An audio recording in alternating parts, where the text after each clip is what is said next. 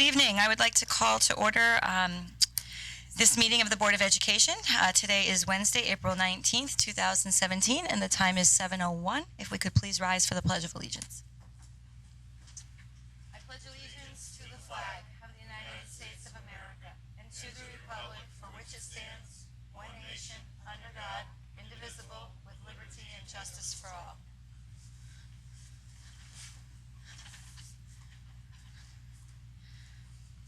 Okay, we are going to go right to agenda item B, which is presentations of awards and proclamations, and accepting a resolution for our honoring our Newington professional secretaries. We have Debbie Craig, who always sits at the table with us. I turned and she's gone. And of course, Sophie from Central Office.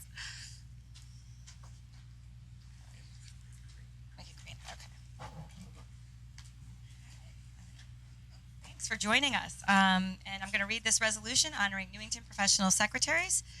Whereas Wednesday, April 26, 2017 has been proclaimed as Newington Professional Secretaries Day, and whereas the Newington Public School secretaries are qualified and dedicated professionals who relate positively to students, staff, and parents, and whereas the Newington Public Schools secretary performs secretarial work of a complex, confidential, and responsible nature, and whereas the Newington Public School secretaries set the tone for their school by their pleasant and courteous manner and prompt attention to questions and requests, and whereas the Newington Public School secretaries contribute to the success of the entire school system and are willing to go above and beyond their assigned duties whenever necessary. Therefore, we do hereby proclaim Wednesday, April 26, 2017 as Newington Professional Secretaries Day. Be it resolved that we urge all the citizens of our community to join with us in actively expressing gratitude to Newington secretaries on this very special day. Be it further resolved that the Secretary of the Newington Board of Education is directed to spread this resolution upon the minutes of this meeting and to provide a suitable copy for presentation. Congratulations. Who gets to keep it? You know, it's funny. Today I started a new job this week, and the person who normally gets my 10-year-old off the bus was in the hospital, and so last minute we were scrambling, and my husband and I said, did you tell him, that he was going to be alone or he had to get off the bus at a neighbor's? I'm like, no, you were supposed to tell him that. So we called the secretary and made her hunt him down and make sure he knew where to get off. And so I knew it was very easy, and all I had to do was hit E-green on my phone, and that I'd be able to take care of it. So again, we do appreciate everything that you do. And you guys are here at Central Office and go above and beyond. So again, thank you. Thank you very much. That's it. Any board comment? Paul. My job as secretary has nothing to do with what you folks do, and nor would I want it. But looking back to my days before I started teaching with the education courses, and we were told that the first person, when you get a job and you walk into a building, is you make friends with the secretary, because they will make you or break you. And let me tell you, the secretaries in Newington did everything possible for every teacher that I ever worked with here in Newington. The support, the confidentiality, all of the things that Nancy said are so exemplified by the Newington secretaries, and I do thank you very much for all you do. Emily. When I was in school to be a teacher, I got the same exact advice. The first person that you make friends with is the secretary, because they know everything. They can help you with anything. So I did that in my first teaching job, and it really proved to be so helpful. And now, with my kids in school in town, same thing. The secretaries at our schools are amazing. I have had to call many times, like maybe not many, a couple times at least, like Nancy had said, to say, oh my goodness, I need to get in touch with my child for this reason or another, or to ask questions. And they're always there, and they're always very helpful and friendly. And it's nice when you go to the school and there's a friendly face to meet you. And you guys here go above and beyond. I know that I email with questions on a fairly regular basis, and I get very quick responses, and so I appreciate all that you guys do for us here as well, so thank you. Any other board comment? Mr. Tufelt. As a former businessman, most important person in the office was the secretary. She was considered the backbone of the business. And when you needed something or forgot something, who'd you go to?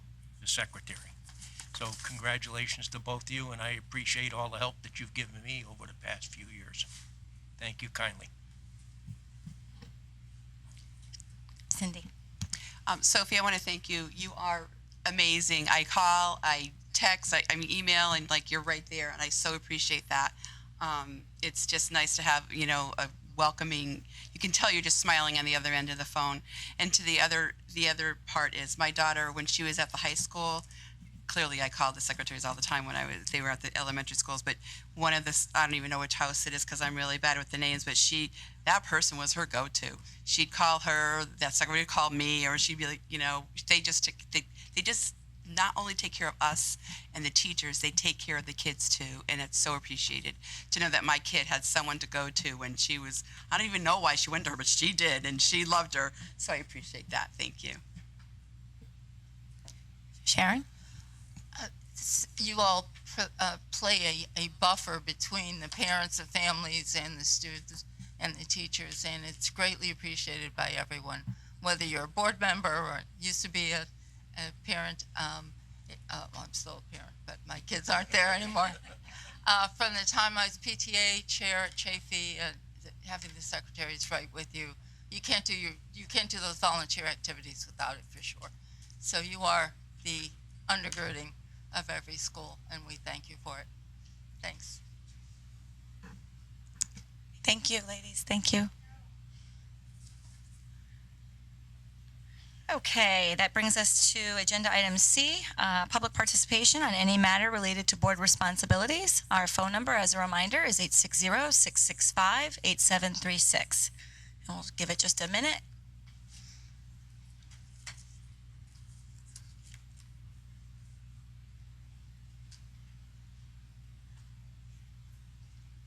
Okay, seeing nobody calling in at this moment for public participation and no members of the public coming forward, we will move to agenda item D, the consent agenda. Mr. Fasella, can I have a motion? I'd like to move to the approval of the consent agenda as presented. Can I have a second? Seconded by Emily. I'm sorry, any discussion? All those in favor? Aye. Aye. Motion passes unanimously. Thank you. Okay, agenda item E is old business, and we do not have any, so we will move right to agenda item F, which is new business.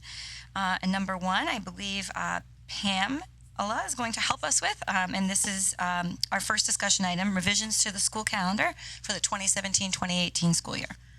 Thank you, Mrs. Petronio.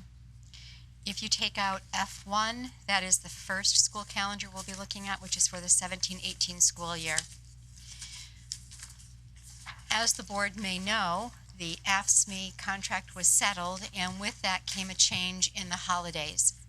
So that new agreement no longer requires Veterans Day as a legal holiday for AFSCME employees.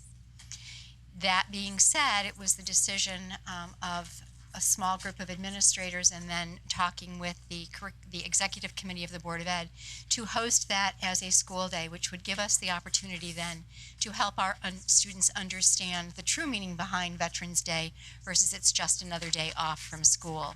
So that allowed us then to open up the 17-18 calendar when we were going to add back Veterans Day as a school day rather than a holiday.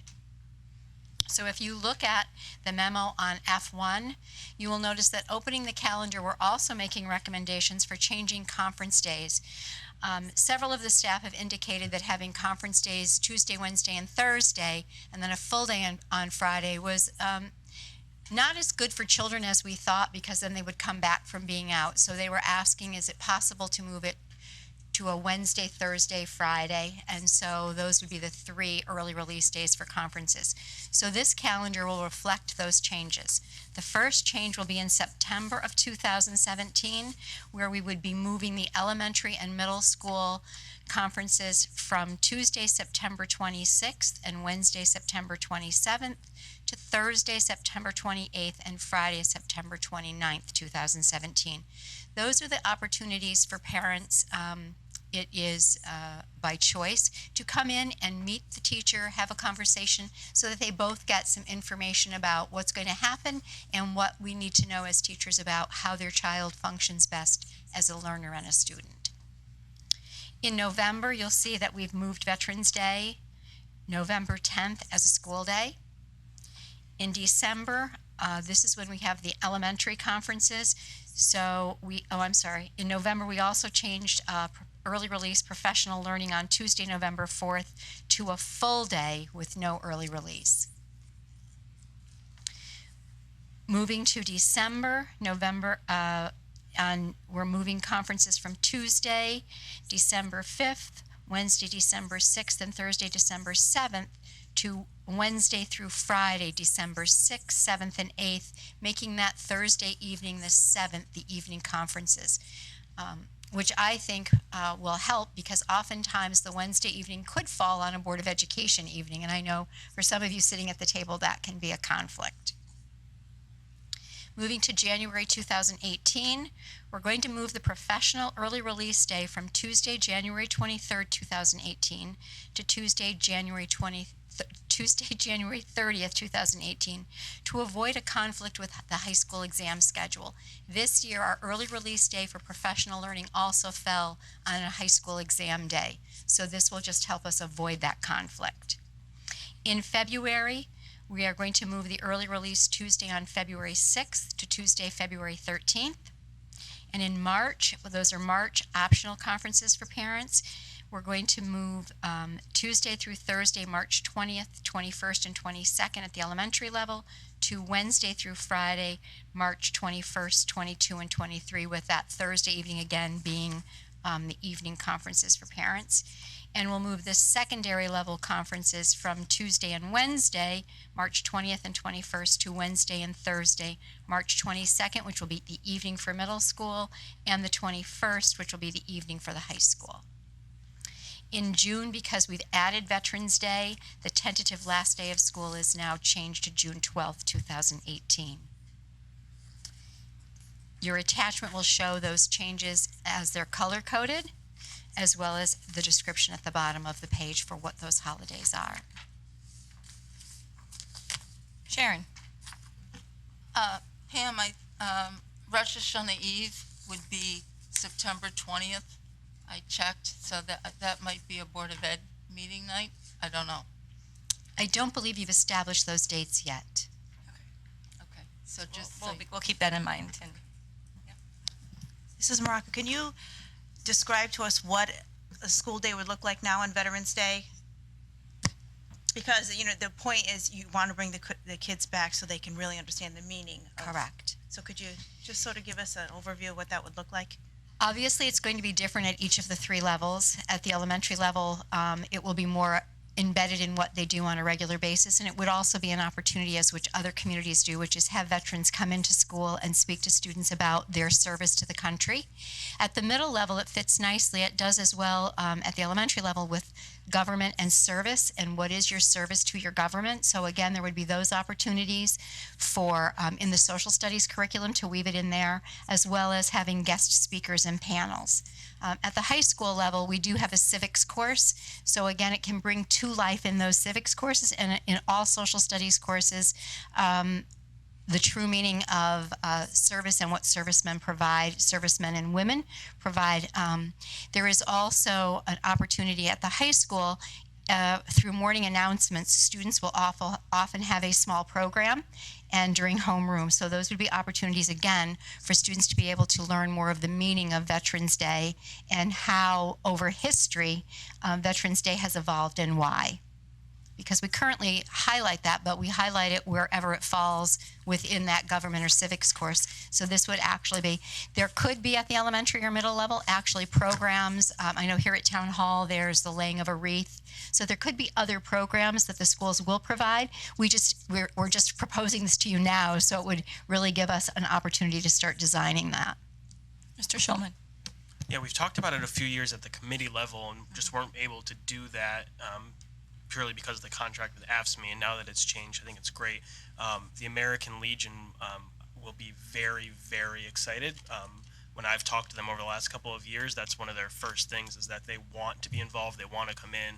They'll round up everyone they have to come in and would love to provide that service. So I think it's going to be an awesome opportunity. And in my 2 cents, I think that every subject should be weaving it into the regular coursework. I mean, if you're working on fractions, you can work on fractions related to, veterans and working in problems, in terms of how our armed services do things and what they have to do when they come home to get benefits and things like that. And I mean, it can be woven in everywhere if it's turned into that kind of event, which is the only way I think we should be open. And so hopefully that follows through, and I'm sure it will.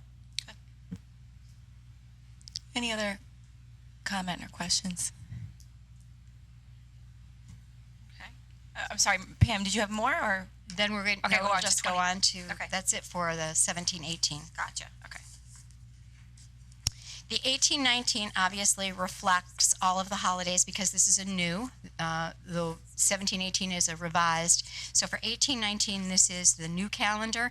And just a reminder that we do follow the CREC regional calendar.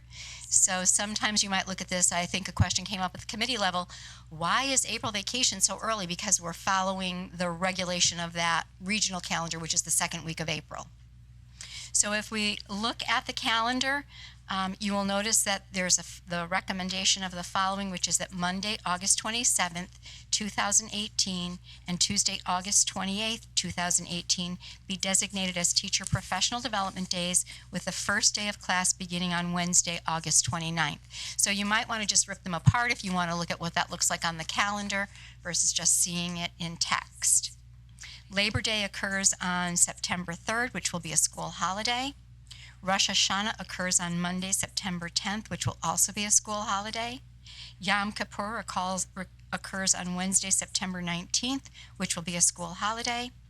Columbus Day occurs on Monday, October 8th, which will be a school holiday. Thanksgiving occurs on November 22nd, with November 23rd also as a school holiday.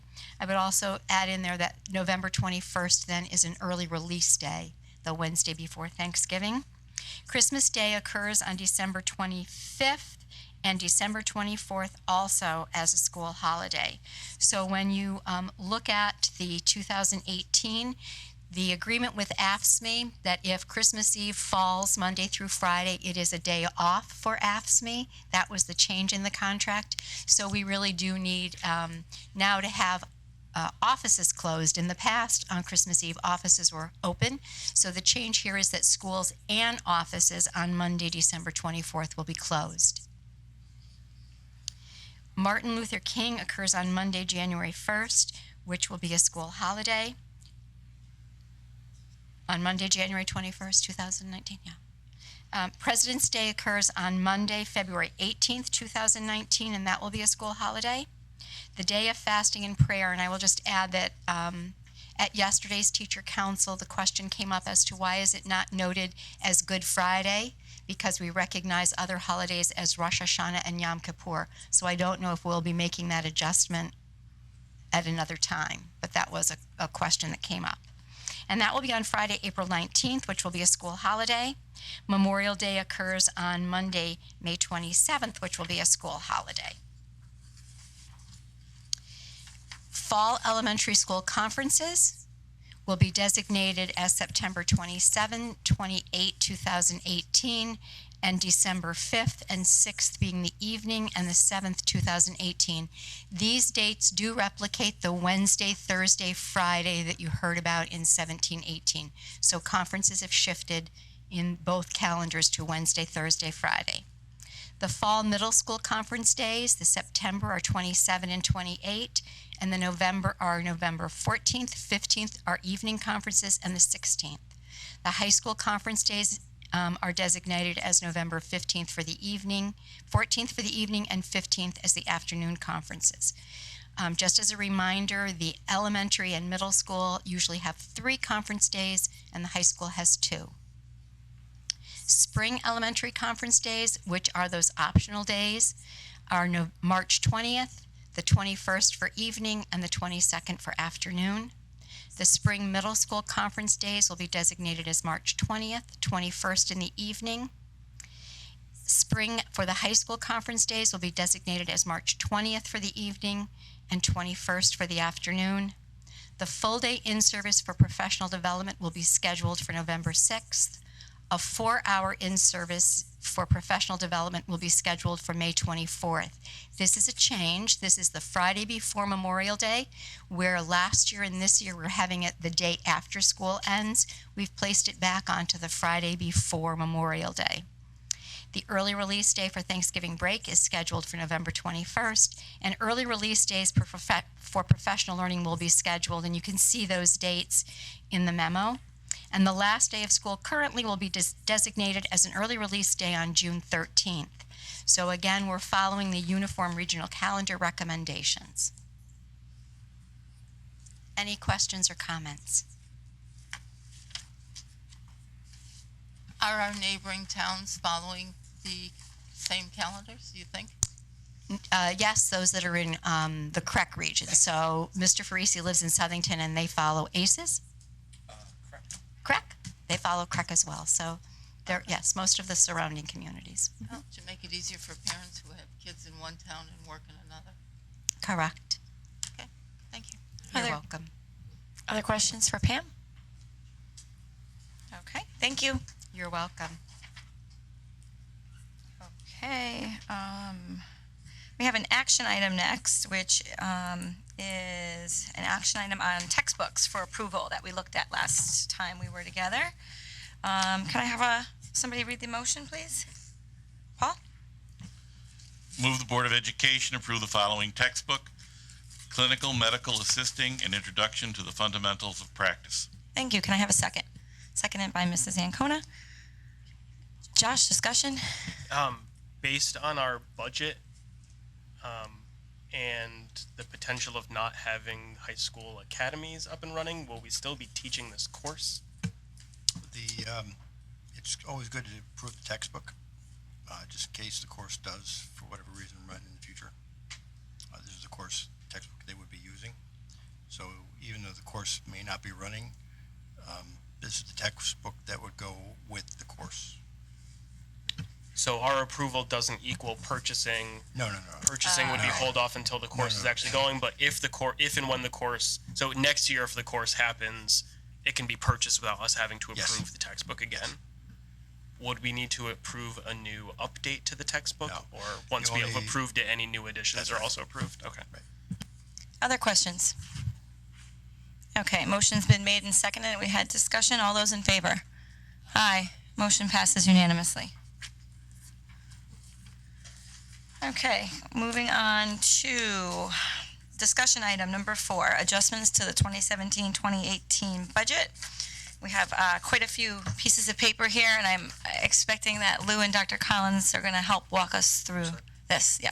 Okay, good evening, everyone. In front of you. Can you talk into the mic, please? Yes, Thanks. I will. Thank you. Okay. In front of you, you have a new motion that was finalized this morning based on the outcome of last night's town council action, which basically tries to put a framework on where the board sits right now and how to approach addressing the budget adjustments with the interaction of the non-lapsing fund that is one of the resources that's available to the board for reconciling a budget variance. We have a discussion item first, followed by 4 action items. And the discussion is really to familiarize everybody with the overall context, where everybody understands all of the same terminology and the why certain things are organized in certain ways. And then the action items will follow along behind that, assuming everybody is, in favor of, moving those items forward. Okay. In the budget process, the town council authorized a 0.29 increase, which was $203,000 of additional resources that go to our operating budget. In addition, as of right now, the $515,000 that was set aside last April as part of the budget reconciliation process was actually put in the committed fund balance of the town, pending further action by the board to direct those funds to either the non-lapsing fund operating expenses or a non-lapsing fund capital improvement expenses. Okay, so the board has a choice of which way that was to go. We universally called all of these funds just the non-lapsing because this is ultimately where they would have gone to. no matter which of the three sections they're in, they're under full board control. However, the committed fund balance does require formal action on the part of the board to physically move it from Fund A to Fund B. Okay, that is one of the items that is further on the list of actions tonight, is to take the necessary actions to move it from the committed fund balance to the operating expense non-lapsing fund, because those funds will be needed to bridge the budget gap that was created by last night's actions. Okay. In addition, with the $1,286,000 of the health benefits credit that we received, we've been holding off on the utilization of that because of the uncertainty of the budget. And now that the budget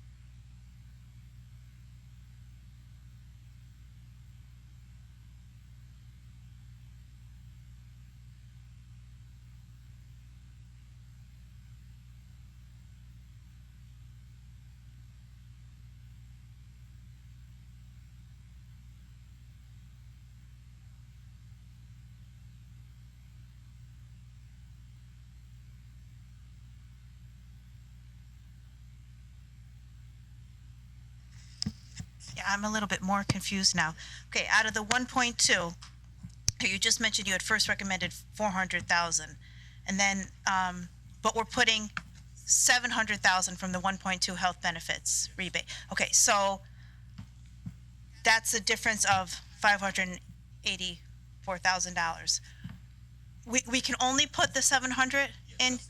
Okay, so what are we doing with this 584? I mean, so I'm not, I'm confused, because first you said 400, now it's, I'm confused here. If you go to the bottom of the page, Okay. follow along the transaction. Okay, Right now, there's technically a zero balance in the non-lapsing fund itself. So the first action, if it's passed, will move the 515 into this bank account. okay, got that. The second action will be to take, declare surplus for this fiscal year of 701,000, which will bring the balance up to $1,278,000. Okay, got And it. that 701,000 is a portion of the health benefits money, Okay, got it, okay. right, that we've now put into our operating budget because it has to be spent this year. Will be used side by side with their operating budget this year. You can't combine the two. Just a second You're- bank account. Yeah, you're only allowed to put 1%. So that is exactly 1% of your operating budget. of your health benefits So, money. so everyone going, saying that use the full 1.2 for the operating, we can't. You can't. No, we can't. Right. So I think there's a misconception out there. Well, sure there. Yeah. Well, they're thinking 1.2 is 5 plus, so will be 1.2. Okay, so another way to look at it is there's 515 in there now. All right, that's last year's money. This year's money, there's $1.2 million.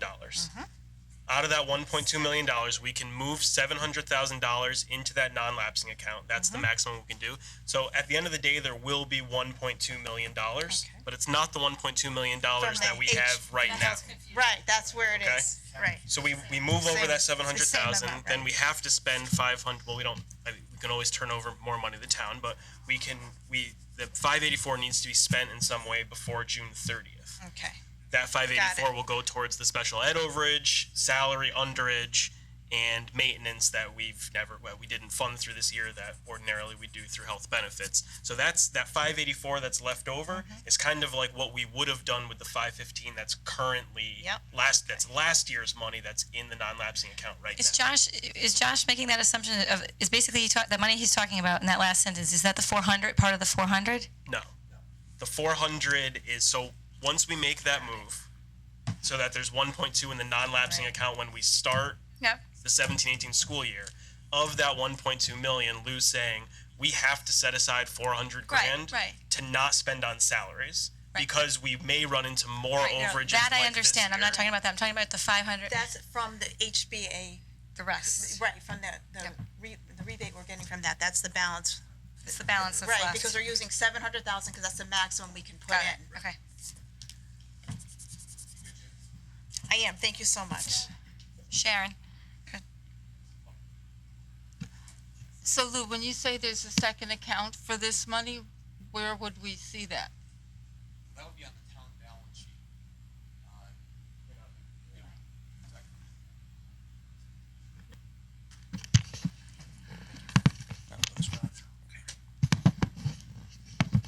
Right. It would be an item that would be reflected on the town financial statements as a balance sheet reserve item for that amount of money. Right now, if you opened up the CAFR report, you would see an item in there for the 515,000 that's sitting in the committed fund balance. This would just be a different designation once it's formally opened up and we put money into it.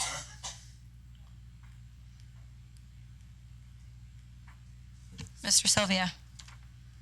Thank you. So Lou, I understand the 701,000 move over, and the 515 I understand, and that we'll have the 1.2 to begin with for the next budget year. But out of the $1,280,000, when we move over that 701,000, we'll have about $579,000 left over Somewhere in that that we yes. can apply this year. It has to be used this year or Right. returned as So we additional still have surplus. $500,000 left Correct. to apply this year towards maintenance activities or things of that nature. And Whatever can get expedite, accomplished right. from a practical standpoint. All right. Has there any strategy or thought been given of by the team on how we might best use that 500,000? Yes, there has. There's a combination of elements that need to be addressed. Certainly, we haven't sat down as a group and collectively assessed what's the most important first priority based on the actions from last night. If we got a 2% increase last night, we would have a different set of priorities than instead of 0.29. So I can't answer that question specifically other than we have a nice long laundry list of things that All right. total well more than 579,000. Right, thank you. Okay. Josh? But I would also say that when we've talked about the 515 and where we would use it in this current year, we saved some money by deferring positions and not filling positions, but there was also still like a $290,000 We were worried that we might need that, we right. need to spend on salaries or there's 300 grand over in special ed right now. So I mean that's Right. that's probably Those would some all of the part of priorities that Those will would go take into it. priority And over maintenance. if we could do some maintenance with Yes. some money, obviously we would need to because we severely underfunded maintenance in last year's budget. Okay. Does everybody have a good understanding so far? Okay, Lou, keep going. Okay. All right. So by setting aside or basically not spending $400,000 of non-lapsing fund toward the immediate salary plan, there's $817,000 available to offset salary cost for next year. The mechanics of how we have to do that would basically be an expense transfer from the Board of Ed over to the non-lapsing fund. So it would not appear on our books. It would be basically a portion of people's salaries would be charged elsewhere next year. So our salary numbers on next year's financial statements will be understated by at least $817,000. So as you recognize, so you will be looking at a substantial increase in the budgetary presentation next year, year to year.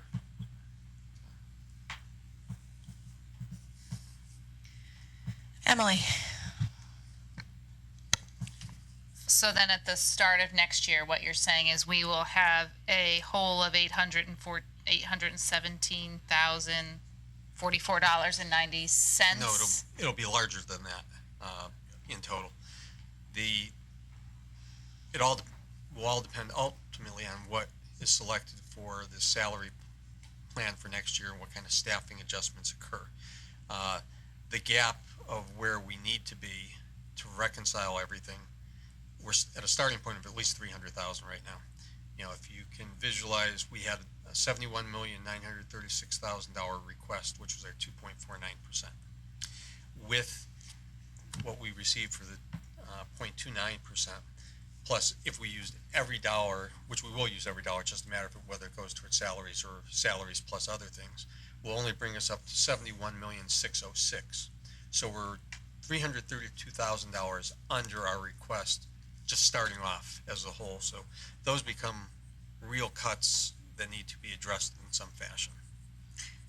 But even still, those salaries, we have the money for 1 year. Yes, it's 1 year benefit only. And So, then yeah, we'll at the be beginning broke. of next year, we And- have nothing for that Right, and we will have $817,000. The gap in the salary plan right now was somewhere around $1,150,000. Yeah, 1.1. Yep, exactly. Right. Yep. Josh?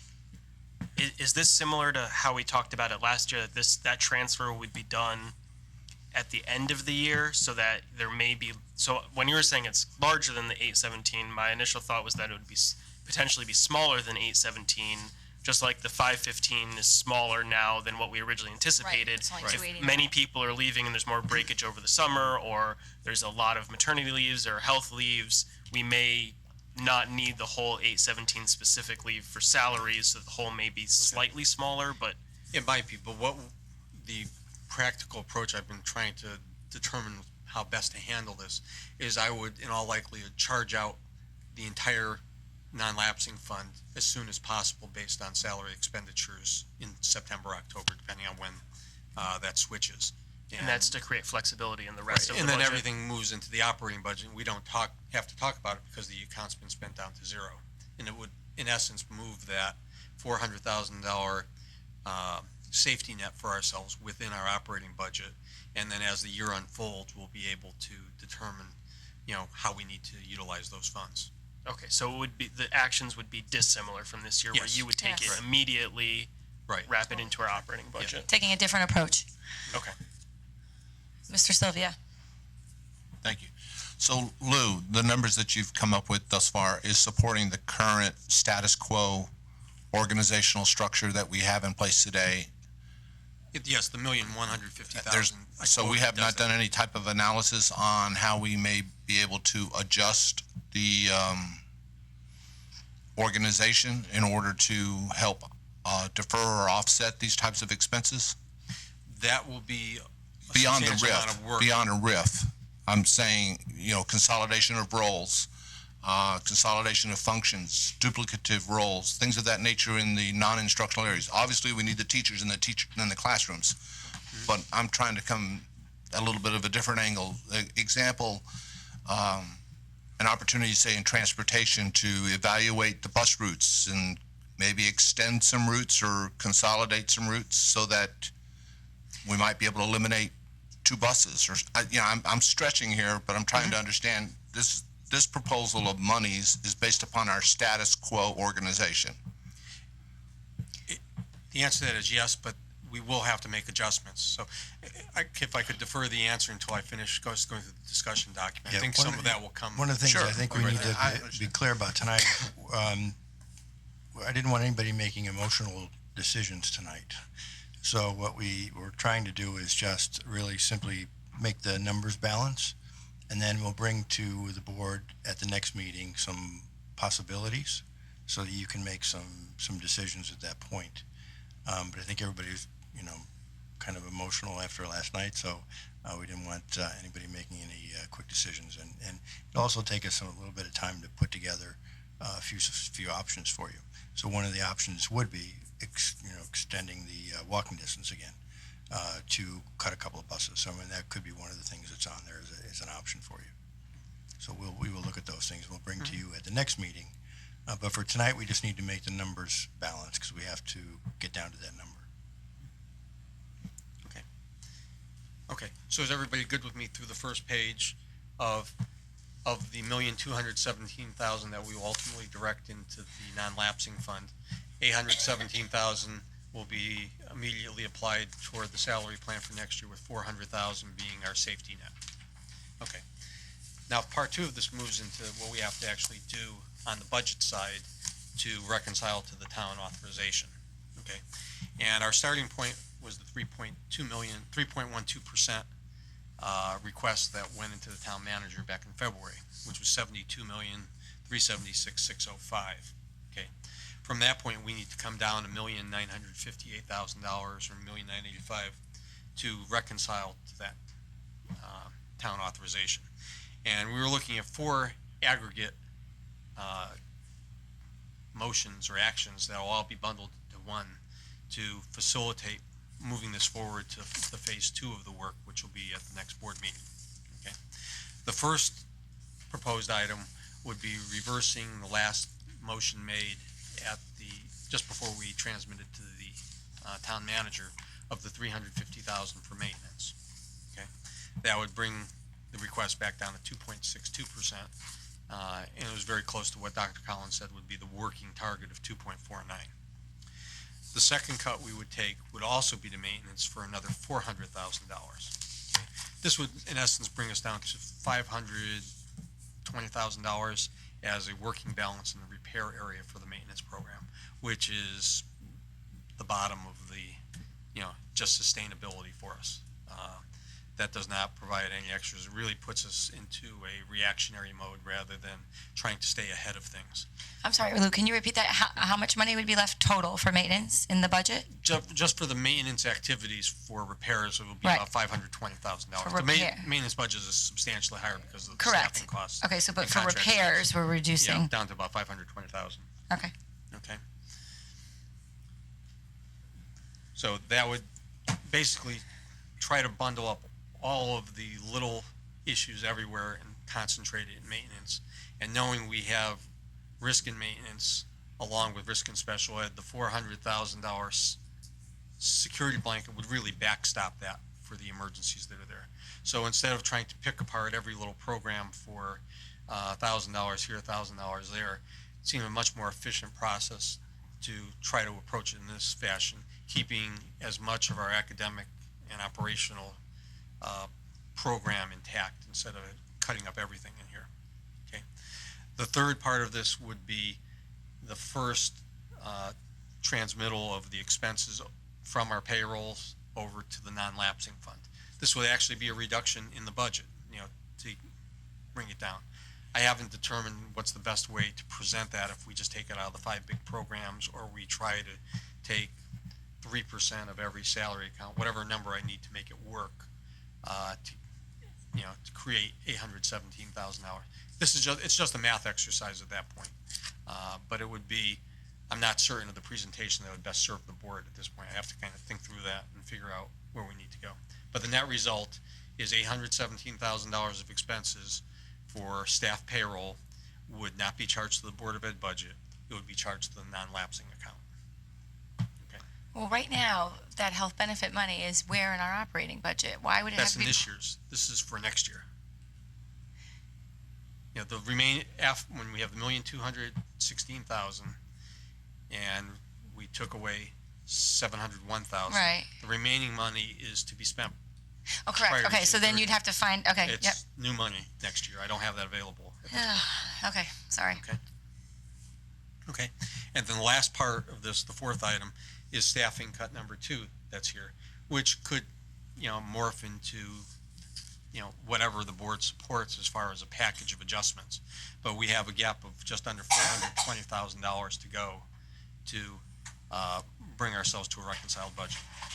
So, that would be the target of what we would need to present at the next board meeting for how do we close that gap, and what's sort of programmatic or operational adjustments we need to make to get to a completely reconciled budget. So this would establish the framework for where we would be going. So as we start looking at adjustments, what is the magnitude of where we have to go? If the board is not in support of, say, the $400,000 maintenance cut, then we have $800,000 to go instead of $819,000 to go instead of $419,000 to go. So it's really a little bit like a seesaw arrangement. We're trying to, put the difficult decisions in as small a window of magnitude as possible for the board to address. Okay, I know I need to go over that again, just so I can see some, folks that are not quite certain of this. Okay, all right. So of our starting point at $72,376,000, we have $1,986,958 to go. We have to cut that in some fashion. There's no choices on our part. We have that amount of money that has to come off our budget. Okay. In the proposals that I'm giving you here, $750,000 would be a cut off the maintenance budget, where there's no expenses associated. It's just spending we will not be able to do next year. Then we will also have $817,044.90, which will, the reality of it becomes an expense transfer out of Board of Ed operations to the non-lapsing account. Okay, and that leaves us $419,913 to go to make it work. And that's where the subsequent presentations will take us. Bless you. Mr. Sylvia. Lou, I see in the recommendation I'm reading is that $750,000 out of account 2610. Right, it's the program number. Are there opportunities potentially out of the other accounts, 2620 and 2700, and other non-instructional accounts? No, unless there are structural changes made. Okay. For the operations we have right now, everything is as is. The budget that we went in at 2.49% basically cleaned out any margin of error in these programs. So we would be standing firm on all of those at this point, unless there are structural changes like changing the walking distance, where if children had to walk further, less kids on the bus, possibly a few less buses needed for managing responsibilities around town. Okay, thank you. Other questions for Lou so far?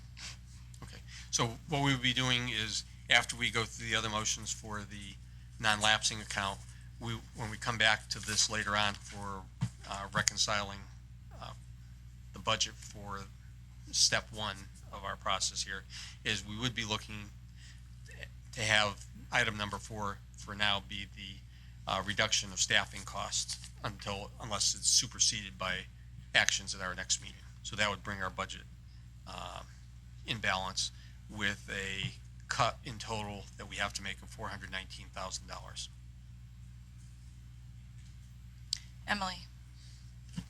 Are you saying that for right now, that is, the staffing cut is kind of a placeholder for that 419 until we Correct. decide what we really need to, Right. what And is which actually happening? programs or proposals Be to more support. specific. Right. Okay, And then we move things around again as necessary.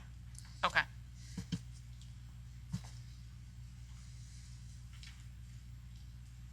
Okay. So what's our next step? Okay, the next step on this is just a discussion item, so Right, I I really want to understand. answer all the questions where everyone's comfortable and feels confident that the structure is something that's sound and that you feel is workable. Yep. Go ahead, Mr. Shulman.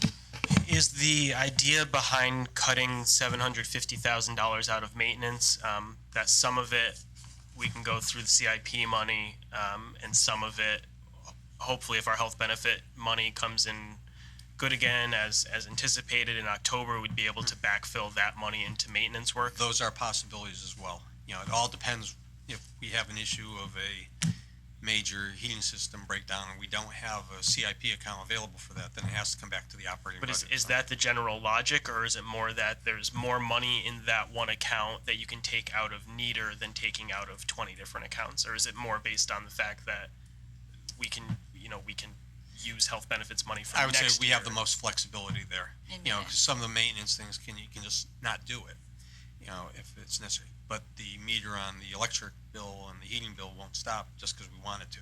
So, you know, it's one we have some degree of being able to influence the results. Okay, and is it correct that the reason why we're not taking out like instructional supplies is something that we've taken out in my 5 years, prior years on the board, every single time we've had to decrease our budget, we've taken out hundreds of thousands of instructional supplies. Right, Is really the nowhere reason to why go. it's not on this list because for the last 4 or 5 years, we've taken everything out we possibly could. Right. That- There is nowhere to That go. and then- That, and realistically. I remember I had a 600,000, because I wanted to keep it all about people, and we had a $600,000 increase in special ed. So I took $600,000 from those areas. So there's To fund there's- special ed, so there's nothing practically there. nothing left in any of those areas. I think you have about $4,000 for your total world language budget altogether. Emily? How do you come up with the $400,000 as the safety net? This year, we were in a position, as of right now, we're potentially at 300,000 over in special ed. You know, that has come down a little bit in the last couple weeks. We had a couple of positive changes in circumstances, which helps that. Part of the risk management that we have to consider is who moves in over the summer. That becomes our responsibility first day of school, that we don't even know who they are yet. We've typically seen anywhere from 2 to 6 cases arrive each year at the start of a school year. And if we're looking at $75,000 as a starting point for a case, it doesn't take too long to get up there. So it's really hedging for 4 cases. I coming haven't had a into the chance to district talk to at you yet. 7. There's another one today. Yeah, so, great. So that really is the kind of the driving force behind it. And what happens, if those of you not really knowledgeable, the special ed excess cost grant, for years it's been the only current year funded grant by the state for the educational process. So it becomes your circuit breaker. So if we have a case that is $150,000 in expense and our threshold is $70,000, we're entitled to get $80,000 back from the state in the year that it happens. Right now, that circuit breaker is gone based on the legislation that's proposed. So without that being there, we have to create some kind of buffer zone for ourselves, you know, until we see how things stabilize this year. So I'd be very,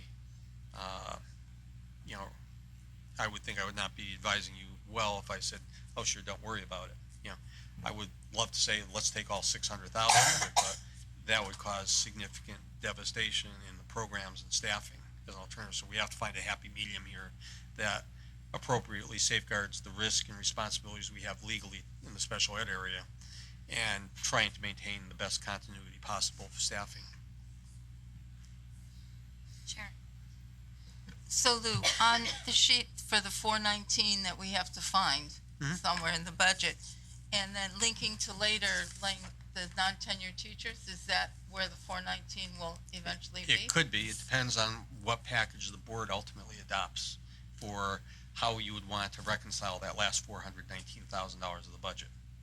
That's really where we are waiting Okay. on the recommendations, and we have to, you know, by next board meeting, we're gonna have to figure out where we're gonna, Okay, Right, because if you Go. can just think if the result of tonight's meeting was completely open-ended where there were decisions to make from anywhere from a 0 to 1,986,000, it'd be a very difficult process for us to be able to give you an effective package. Here, by trying to take the major issues off the table that we can and setting up what your safety net should be, we have a much smaller target we have to address, and it makes, hopefully make the discussions much easier for everyone. okay, thanks. further discussion.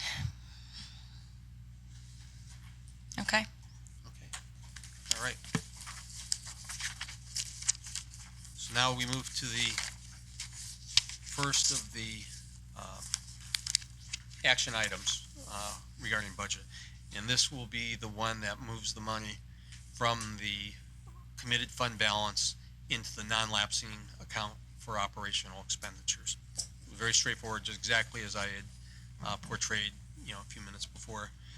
This is just technical requirements. We would then pass it over to the town finance director, and she would have to have the town council do their part to finalize this for us. So you're saying start with the 515 Yes. motion? Okay. Can I have somebody read the motion, please? Emily? Move that the Newington Board of Education request that $515,185.90 be transferred from the committed fund balance account to the Board of Education non-lapsing fund operating expenses account. Can I have a second? Seconded by, Cindy. Thank you. Discussion. Emily? Earlier this year, we had talked about how we needed some of this money for current year operating expenses. I'll speak to that again. Okay. If you can remember the discussion that Josh spoke of earlier, we have $1,286,000 in health benefits this year. Okay. We are going, the second motion tonight breaks that into two, where $701,000 is proposed to go to the surplus. The other $580,000 is just retained in the Board of Ed budget.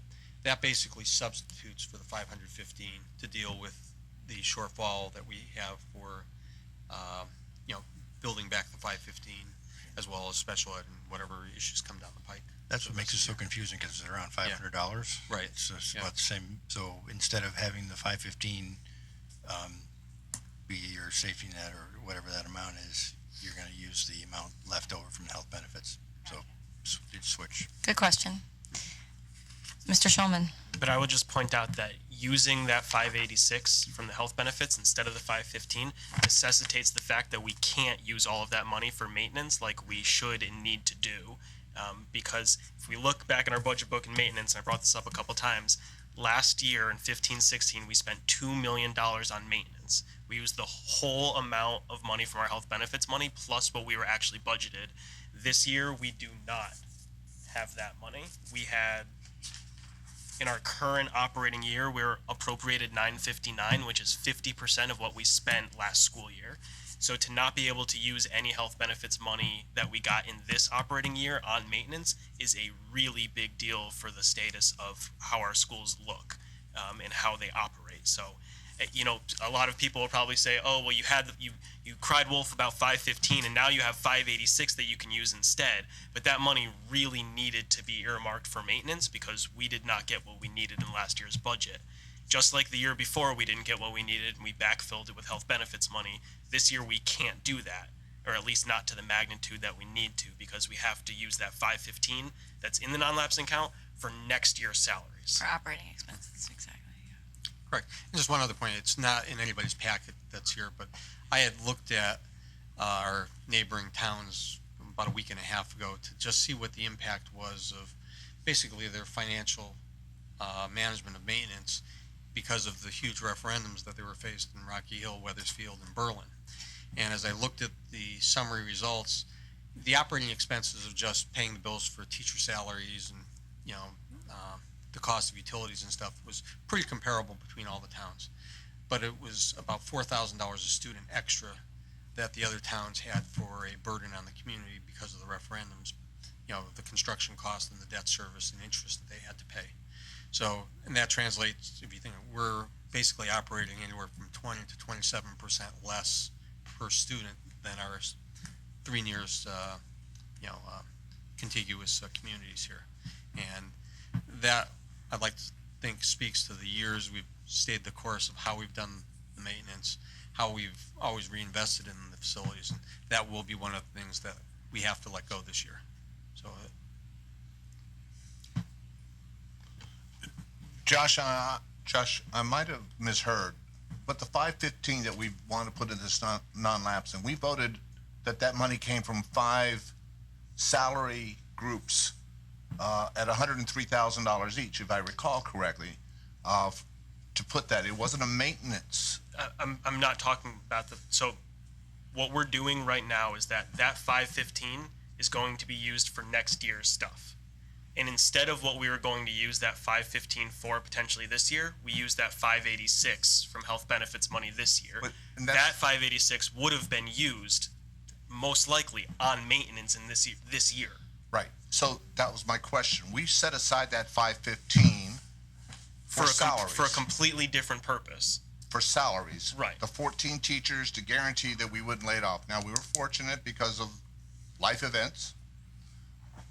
The 515 did not need to be tapped, so that I can comprehend. But we all agreed originally that 515 was for salary and to protect teachers. And now we're moving it over, again, I agree, but not for maintenance. We're moving it over to try to... Right, exactly. But because we're moving it over in that fashion, we're actually using the 586 and health benefits money on salary, on this year's stuff, instead of being able to use it for maintenance. Because of the way that we're transferring the 515 for next year's salaries. You're talking about the remaining balance of the Yes. $1,280,000. Correct. Oh, all right. So because we need to use that 515 for next year's stuff, it decreases flexibility this year for the 586 that we would have been able to do for a whole lot of maintenance that we've been deferring. But instead, we're filling in that what we were originally going to use that 515 for this year. So it's basically saying we were going to use this money here, and then this money over here for maintenance stuff. But instead, this money here has to go over here, so the maintenance stuff is in the spot of the 515 now. So it's like there are 3 places we wanted money, and we only have enough money for 2 of them, right? So instead of having extra money from the town for next year's salaries, instead of having all 3 parts of the triangle, I wish I had, can you just like add in a third hand over there? Complete the triangle. So instead of having 3 parts of the triangle, Jane, sorry, you got cut. Sorry. So we rotate up and we lost the maintenance part. We lost the opportunity to We address... lost the To use the money opportunity for to address it, deal with Correct. more to be able maintenance to items. deal with next year's Correct. stuff. Okay. Because we're using it for the special ed. Yeah, we've been relying on health benefits fund to cover buses, maintenance, instructional supplies, and we've just become reliant on it, and now it will no longer be there. Emily. I just want to clarify too that of that 515 that we set aside for salaries, we do need some of that money for salaries. So that's the hole that he's talking about filling with that. Right, that's where my health left hand benefits. comes in. Right. Right. So it is going to be used for salaries. At least some of it will be used for the salaries, since we'll get it from there instead of taking it out of the 515, so we can use that next year. And potentially some of it for special Right. ed. Yeah, And- we don't and there know may until be- they- And there may be some that we Right. can use for maintenance, but it certainly won't be the magnitude that it otherwise would have been if Jane's hand was still in the picture. I just want to make sure people understand that it's not that we cried wolf, set aside 515, then didn't need it. We do need it. So we're going to use that health benefits money to fill in that hole. Salary money. It wasn't health benefit money. No, that's what I'm saying. The left-hand health benefits money from this current year, not last This year's. year. Right. And we're gonna take $701,000, put it in the non-lapsing fund. Your mic's, Mike, $580,000. put your mic on. Put your mic on. Your mic. My apologies. So we're moving the $701,000 into the non-lapsing fund. It leaves us $580,000 to address whatever special ed or whatever items that are still Every issue unaddressed that's this still year. Right. Okay. But because of that, we lose the opportunity to do the magnitude of maintenance work that needs to be done based on the fact that we haven't been funding maintenance appropriately. And so that's kind of the caveat. It's not that we're able to fill in the gap of the 515 with the health benefits money, the 586. It's that by doing that, we are losing that whole section of being able to do the maintenance that we've had to rely on health benefits money for in this year. And that creates a big problem. And that next year, that money becomes even more important if it came in October. Because not only are we short in next year's budget, if we're down to $500,000, which is 25% of what we potentially would need, we also hadn't done that extra 50% of work this year.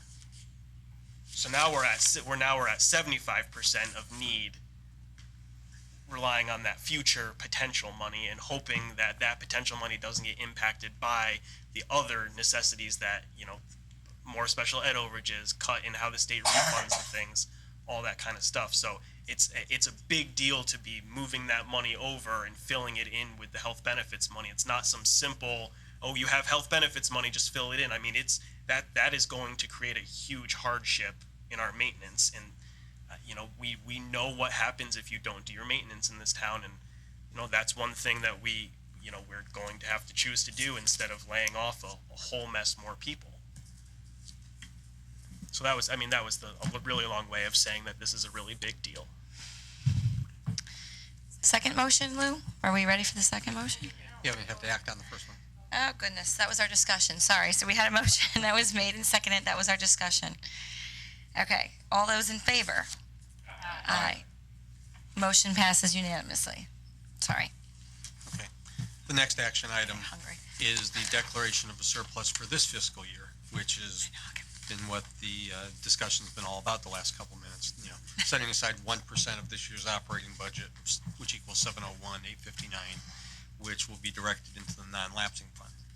The passage of this motion will bring the balance in the non-lapsing fund up to $1,217,000. So that'll be our working capital in the account for next year. Have somebody read the motion, please? Josh? Move that the Newington Board of Education declare a surplus of $701,859 for the 2016-2017 fiscal year and request that those funds be transferred to the Board of Education non-lapsing fund operating expenses account. Can I have a second? Seconded by Paul. Further discussion. Mr. Schulman.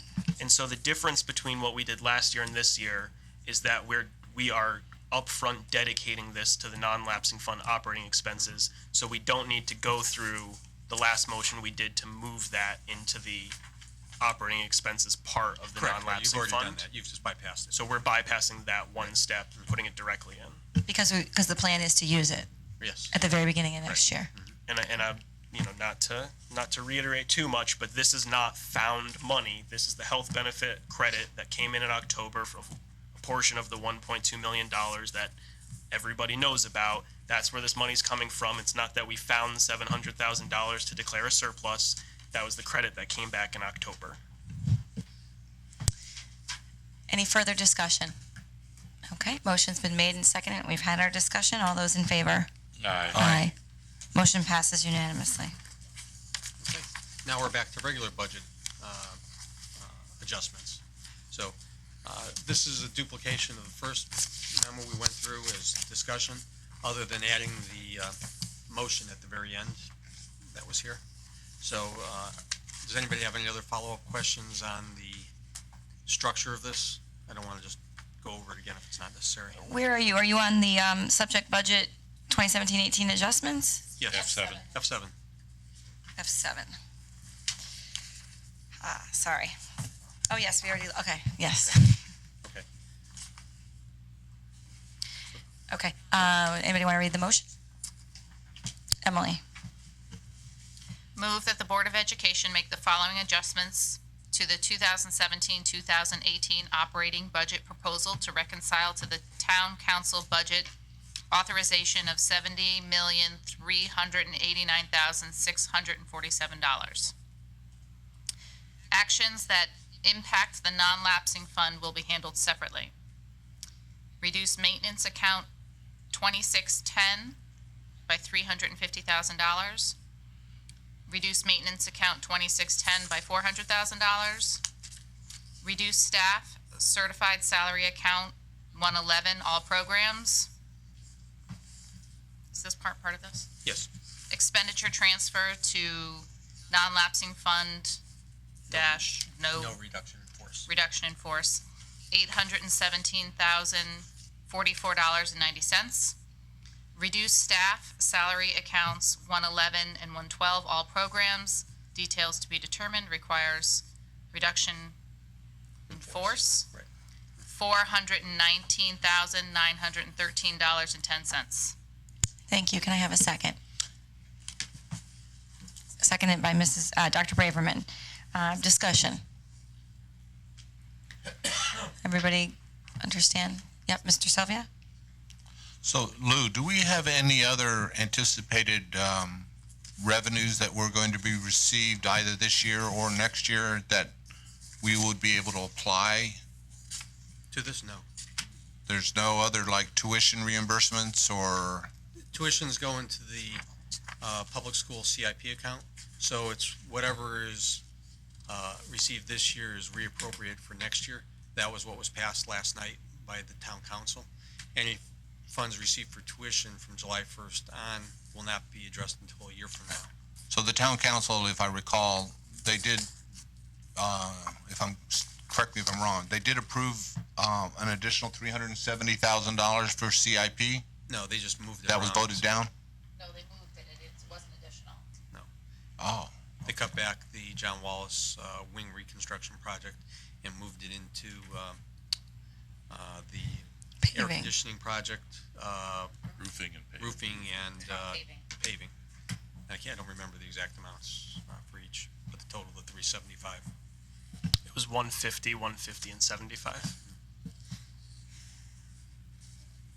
all right, thank you. Okay, so we had motion made and seconded. We had discussion. All those in favor? Aye. Aye. Aye. Motion passes unanimously. Okay, thank you. Let's turn it over to Steve for the next one. So, annually, when we come into a situation where we have to inform our non-tenured staff of a possibility of non-renewal, we are required to do so through Connecticut general statutes by May 1st of this school year. So because of the motion that was just passed and the last section of that motion of reduced staff, it would be prudent for us, or we need to, provide those non-renewal notices to our non-tenured staff prior to that time. So this is a motion for us to be able to notify our non-tenured staff in writing the possibility of non-renewal. Can I have somebody read the motion, please?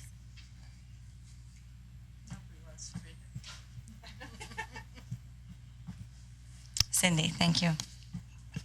Disheartedly, move the Board of Education direct the superintendent of schools to provide written notification, I'm really upset about this, to potential contract non-renewal to 200 for the 2017-18 school year for 48 certified non-tenured teachers. Can I have a second, please?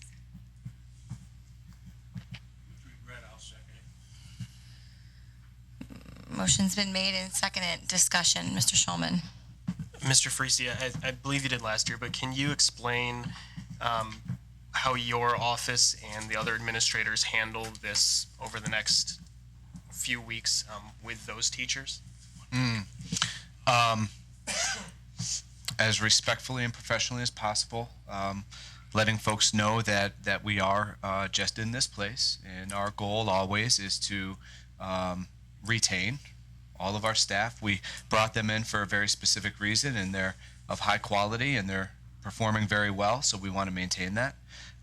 So we work very carefully to help them to understand that. We don't just hand out letters.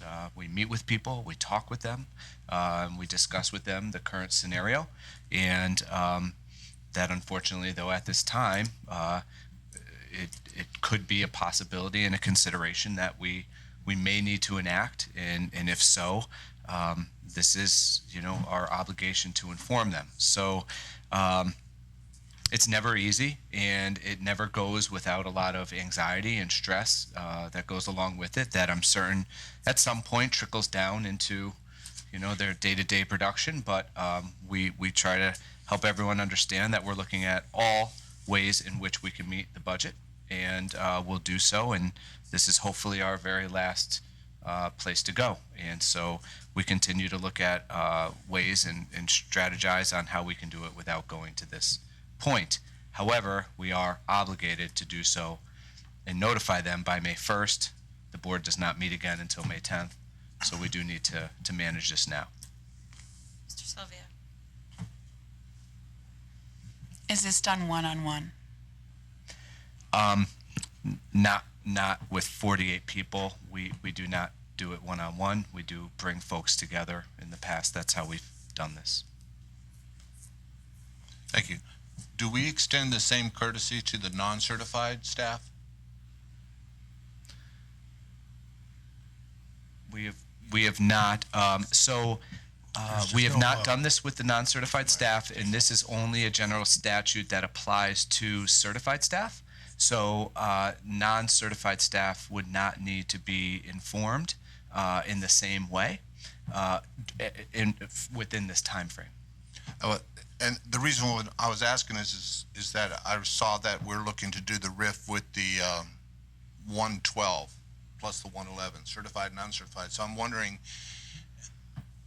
I know by law we're required to do this, but I'm wondering if it would also be appropriate, professional, or courteous of us to also extend the same sort of notification to those individuals that'll fall into the 112 category?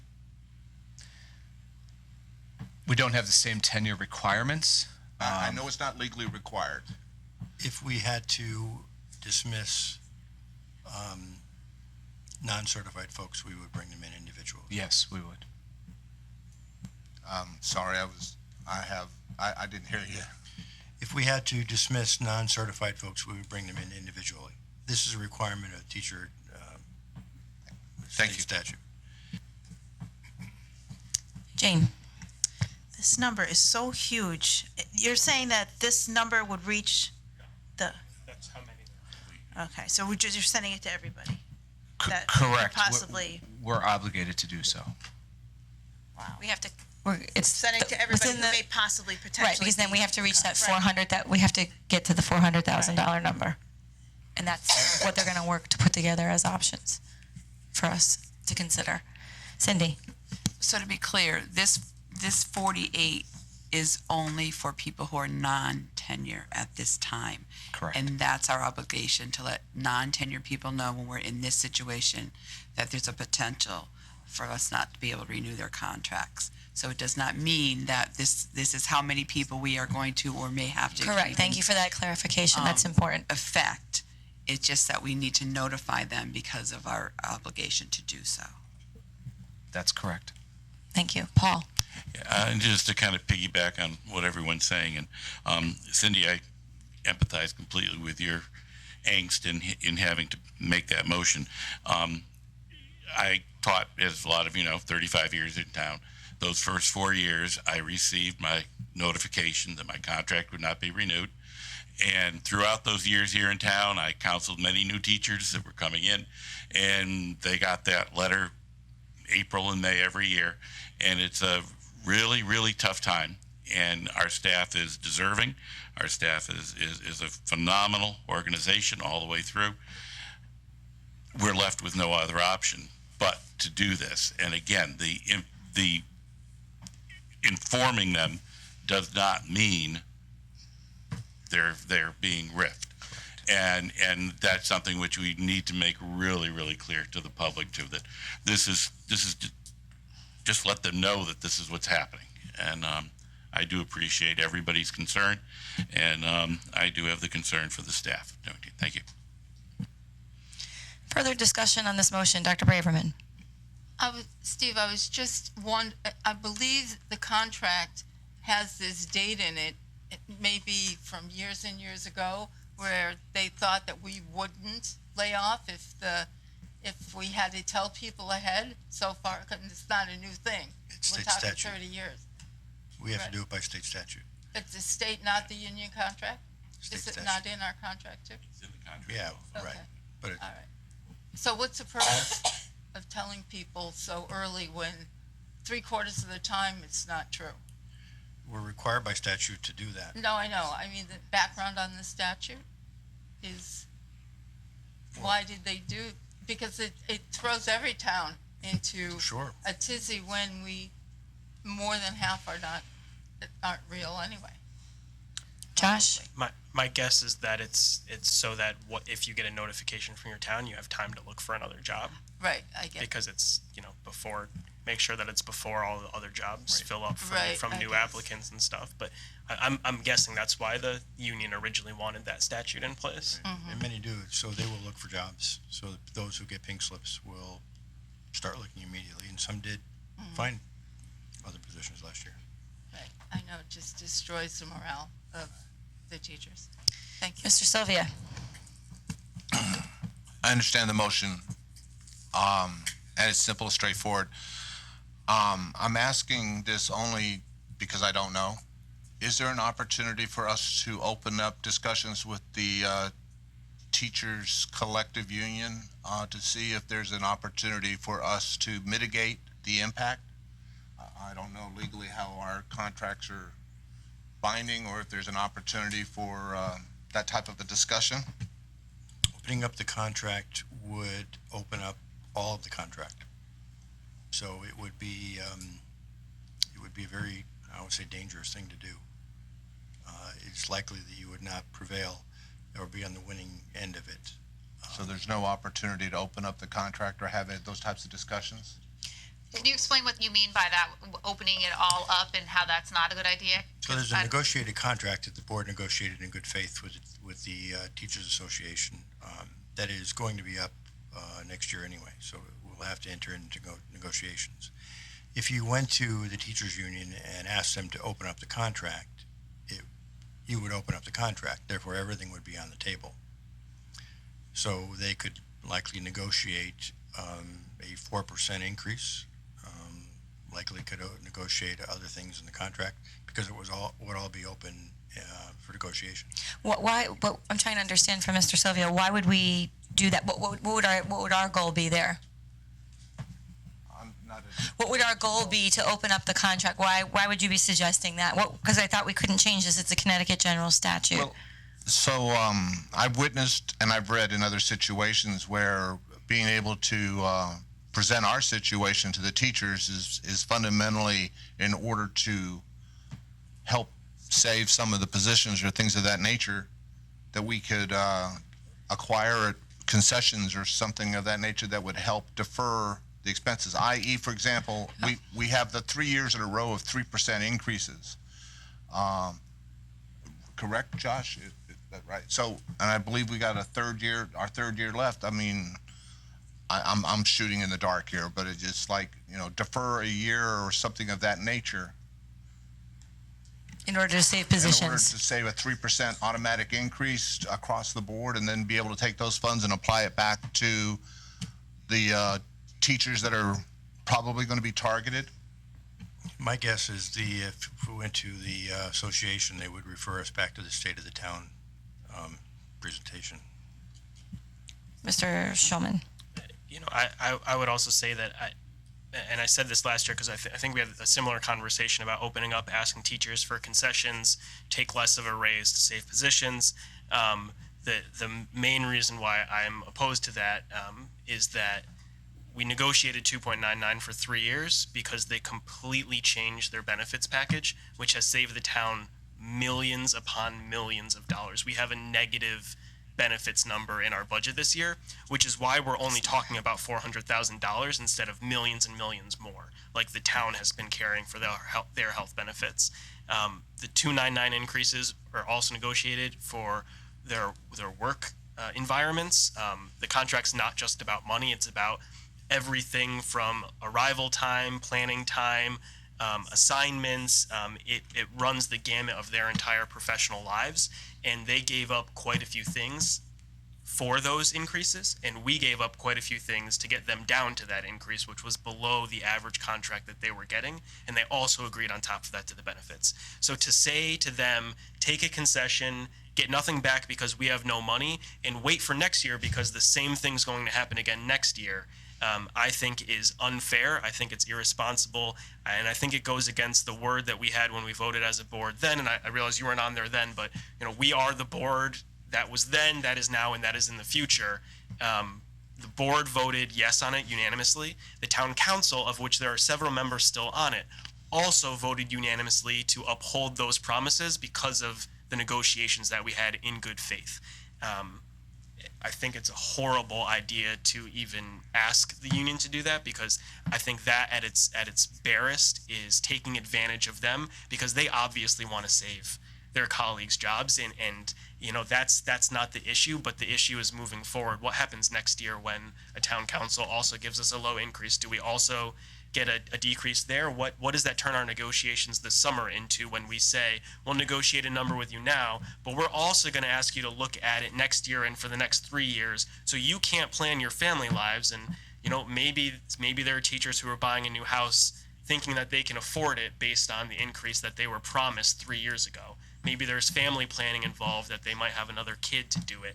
I mean, the amount of lives that you can change just by opening it, you know, obviously, and I don't mean to direct a lot of this towards you, but because you want to save those teachers' jobs too, and we may wind up, you know, crushing a few people by laying them off, and that may happen. But, you know, I think that the reasons why we have these negotiated contracts are good reasons, and they should stand.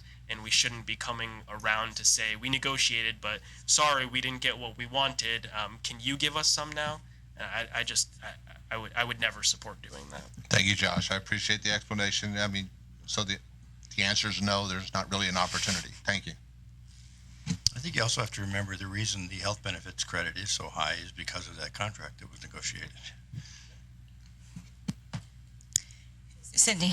Can I, Josh, you would know this better, and I think to explain what other people or towns might do, correct me if I'm wrong, do other towns sometimes have the opportunity to make a stipulated agreement where they're only opening a certain part of a contract and cannot go any place else with that? And I don't know that.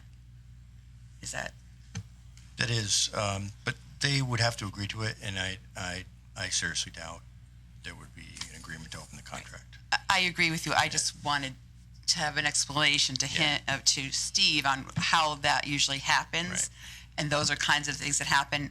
And I totally agree with Josh. It had been done to me for years. It's not okay. I'm in the same place with you, Paul. I've gotten that letter year after year. It's disheartening. You don't know what your options are. You don't know what you're doing. That whole thing, and to even consider asking the union, the teachers union, to do that is, for me, is not an option. Dr. Braverman. So I guess this is for Dr. Collins and you, Nancy. What is public about this? Nothing? I want to make sure. You're public right now. Yeah, of course.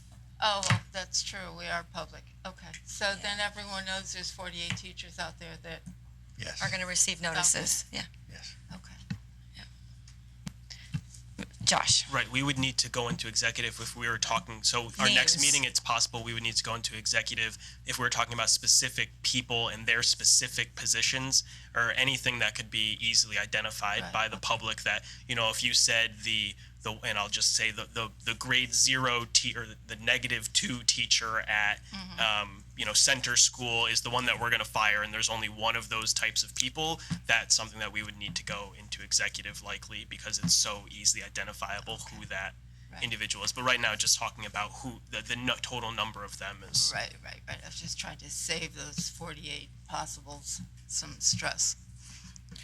So we've had a motion that's been made and seconded. We've had much discussion. I believe that's where we are. Is that where we are? Okay. So, all those in favor? Aye. Aye. Motion passes unanimously. And sadly. Are we? We don't have to do anything with this. Lou, there was a paper in our packet. It was F4, the budget adjustments. I don't know if I missed something. Okay, so we're. Okay, that's what I thought. Okay, so we're good. All right, we are going to go to item G on the agenda, which is the superintendent of schools report, and we'll turn it over to Bill. Thank you. I want to draw your attention to the enrollment. Again, we continue to be very popular for families. Our high school enrollment, the projection was 1261, and we're at 1262, so pretty close. Martin Kellogg projected was 607. We are now 606. Projected at John Wallace 678. We're at 686. Elizabeth Green projected 284. We are at 295. Anna Reynolds this is the one that worries me. We were projected at 465. We are now at 491. Every month that continues to go up, and it's very alarming. We're almost at 500 kids at that school. They're so overcrowded. John Patterson was projected 363. We're now at 376. Ruth Chafee was projected at 325. We're now at 350. Again, that small number that I talk about every month was projected at 46. Is at 54. I just got a note today of a new family who moved to town with an outplacement, so that will go up. The students are outplaced already. The good news is the magnet school students were projected at 184. They're at 165. So our total enrollment projected 4213 is now 4285. And that number will likely roll over to next year. There are a lot of really great things going on. I encourage you to read through it. Jay Salerno is currently in London. He is one of 93 Google innovators on the planet.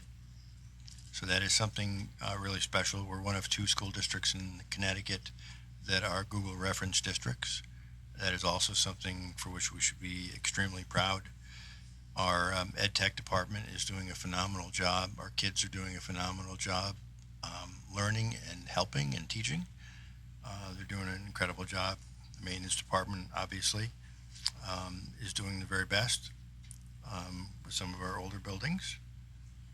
The transportation department, that was requested that we put on here, that is being checked every 2 weeks. I get a report that is signed off by the transportation department. You'll see there were 8,512 names checked. Every 2 weeks I get a report. There are no Newington drivers on that list at all. The expenditure report is at the end. You'll see we are overexpended in special education as well as homebound instruction.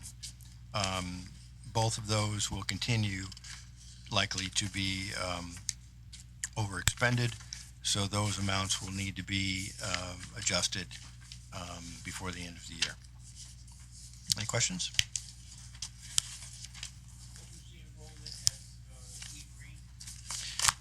E-Green enrollment right now is 295 students. It was projected at 284. Any further questions? Mr. Sylvia? Thank you. Dr. Collins, thank you very much for incorporating the report from the Transportation Department on the tumbleweed system. I appreciate it. Just a little due diligence there, I understand, and thank you for the extra effort. Okay. No further questions. We're going to move on to, are you done? I'm sorry. Okay. We will move on to item H on our agenda, which is public participation again on any matter related to board responsibilities. As a reminder, our phone lines are now open at 860-665-8736. We'll just give it a minute.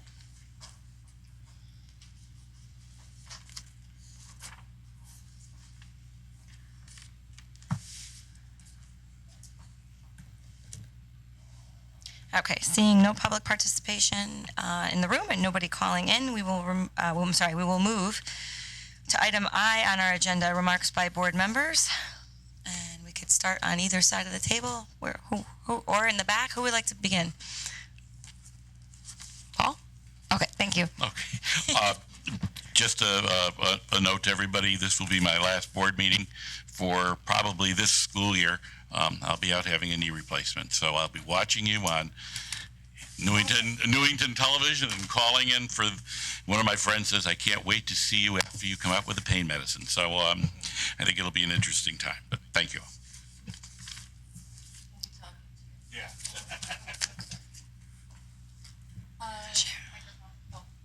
Sorry. The Invention Convention is a week from Saturday. Anyone who signed up to be a judge at the Invention Convention, it's on April 29th. I'll see you there. It's a fun day. Probably still can do it if you go to the website. They always need extra judges. Don't forget, we have quite a few students participating. Yeah, that's good. That's very good. I saw them at Wallace. They were great.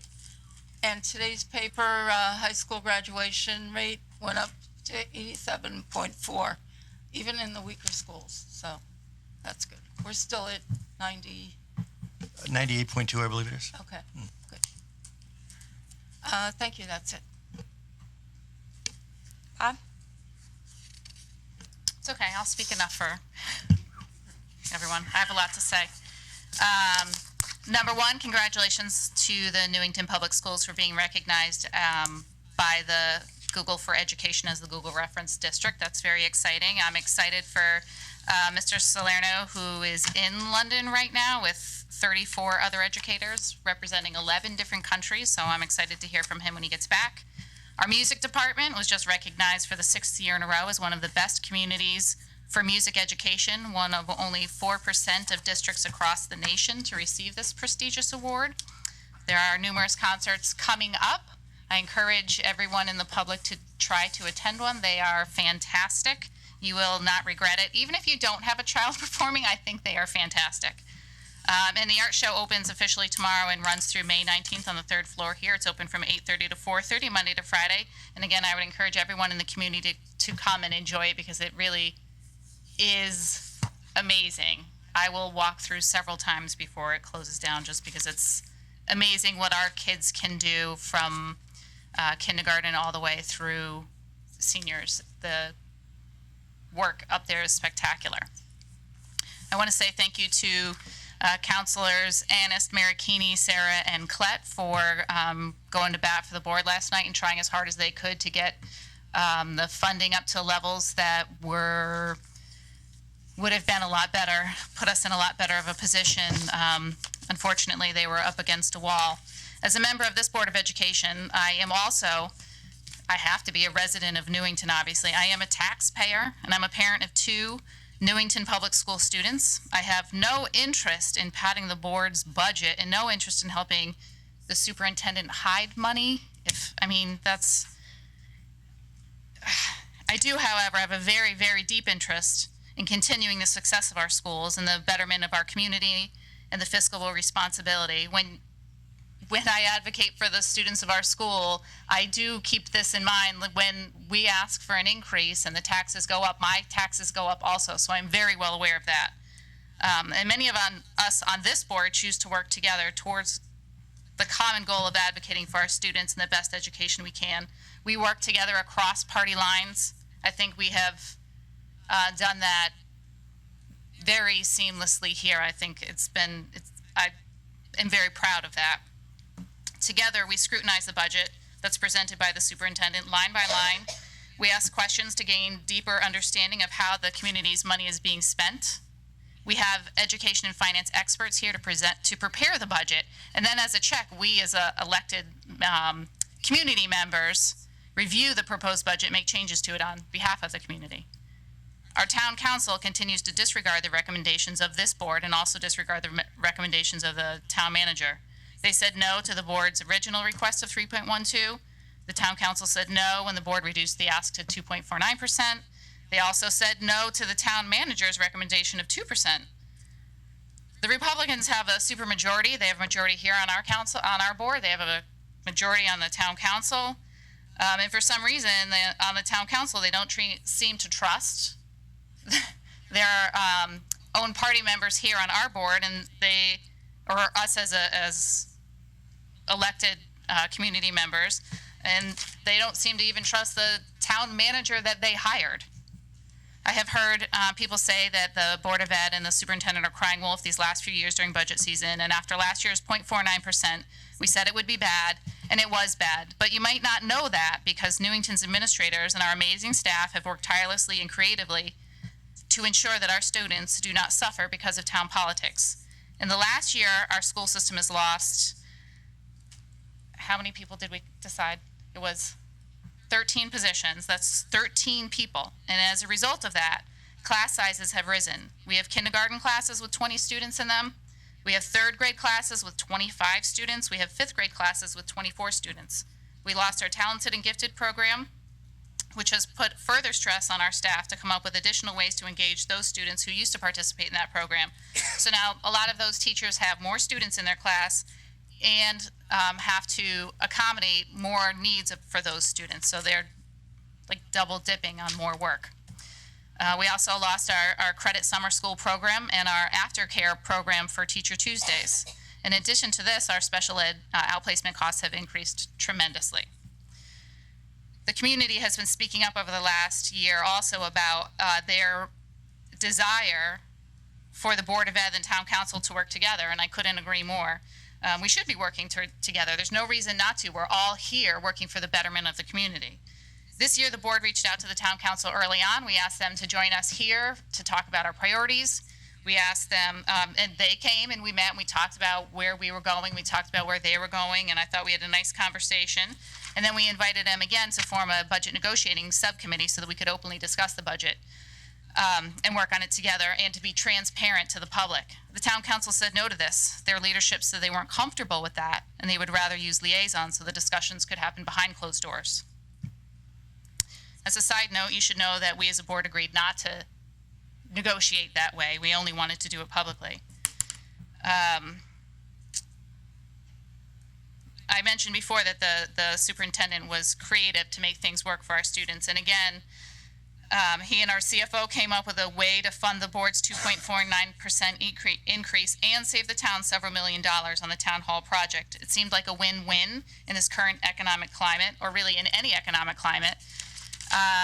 But again, the Board of Ed wanted to work with the Town Council on this and wanted to save the community money. And in the end, the Town Council decided not to continue gathering information on this idea and just said no.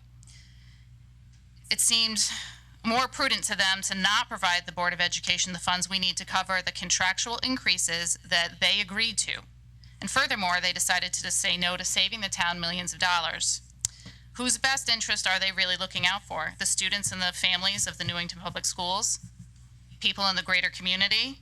I mean, it doesn't, I honestly don't know, but somebody must be benefiting from this because they were very, very resolved last night not to move forward with any kind of meaningful increase for the Board of Education. So I will close with that. Thank you to all of the hard work you guys put in. Thank you, Emily. Mr. Sylvia. Thank you. So, Emily, I need to disagree with you.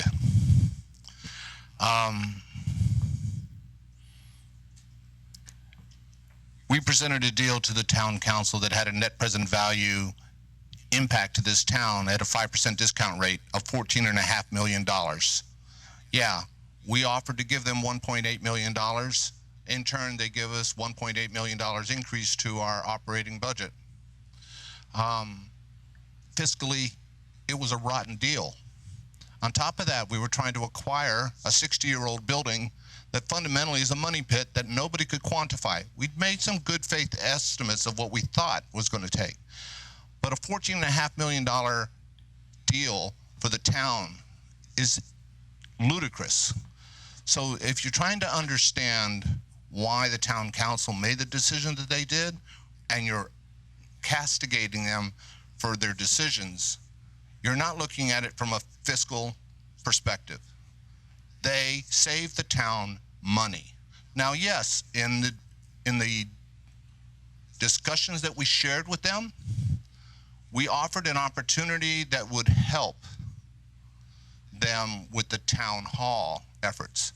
But as I stated in our meeting, the town hall needs to stand on its own 2 feet, and if they think that St. Mary's was going to help them in their efforts, then that is. And then the town hall committee can make the recommendations of which group should go to the St. Mary's facility. But that would be their decision, not ours. The deal that we offered was not a win-win situation. It was an overall cost. Now, the politics fell where they fell, and it went along party lines. And you're saying that we've got the majority here, but I've got to tell you, from my perspective, I don't think the Republicans have a majority on this board. Having said that, we do have the decisions that we have to make, and for lack of a better word. We make the decisions as a group. And I respect the decisions once they're made. But to turn this discussion into a political forum saying that the Republicans did this and that, no. Now, I respect what Carol and Dana and Jim did. I know they were trying to help us out. But the reality is we are in uncertain economic times. We do not know. We have the potential of a Democrat telling us that I got to pay for teachers' pensions in this town. I don't know if that's going to be reality or not. We're all hoping and have our fingers crossed. But it's just not right to say that the town council made a decision to purposefully injure us, as communicated by some others that are at this table. I just find introducing the politics into this board and conversation is uncomfortable. Thank you. Cindy. I can go many places with this whole conversation, but I'm going to stick to what I want to say. Is Emily, I do agree with a lot of things you've said. I thank you for taking the time to actually create that document. I do disagree with the fact that I do think that for the first time in years that politics has come into the Board of Education arena, which I was told for years and years it hasn't. So that's disheartening to me, and it's been disheartening to me since the beginning because that's not how it's been, and that's not why I ran to become a Board of Education member. I told people at the beginning I'm not a politician, and it became a political issue in this Board of Education. Not appreciating that, and that's where I'm going to keep that. I think I understand we are in tough economic times. I understand that we have hard decisions to make, but the point giving us, or the 0.3 increase is an insult. That's all I have to say about that. We do, and I wish we all will tell the teachers in this district and the administrators, we have amazing staff here. Clearly, it's upsetting me that we have to go where we're going. And I do apologize for being emotional, but I just don't like the fact that we're at where we're at. And I don't believe that we should be at where we're at this point, because there's other ways things could have happened. And I do appreciate the fact that our Mr. Marcini, Sarah, Miss Annis, Miss Collette, all tried hard to put up many scenarios that would help even the tiniest bit, and those doors were closed. And that's really disheartening when someone actually takes the time to actually think through things like we have here and try to make opportunities where we are trying to keep the mill rate the same and the doors closed for political reasons, not for economical reasons. I understand it's hard times, but I believe that those decisions were not made because of economics. I believe it was made because of politics. And that's all I have to say tonight. Josh. Okay. 3 places to go. I have a little further comment on the notices that were sent to the teachers. I checked my phone and got a message that there are already folks talking about sending out notices to teachers as if it's some kind of game, that this is just part of the game. It happens every year, and don't worry about it, teachers. You're going to be just fine, which I find insulting and patronizing to the teachers, first of all, because they're smarter about that stuff than anyone else who's not a teacher. And they have professionals like the two of you used to be to other staff when that would go around after you've been through it, to rely on Newington. It is not a game. It is not something that is done year after year in Newington. It's been, I think, 3 years in a row. But my first 3 years, it didn't happen. And Newington was not a town that happened every single year, and there are towns, and teachers know that and try to stay away from the towns that it happens year after year. It's not a game, and even if by percentage most, or in the past 2 years, all teachers have been not been laid off, because other teachers have just left once they got the notice, and that's as good as laying someone off. I called a good friend of mine who teaches in a different state on my way home from work today, and found out for the last week and a half he was dealing with that situation, that he was told in the budget his position was not there anymore, and they don't have the same notice in that state. But today he found out that he's definitely safe. In the last week and a half, what was he doing?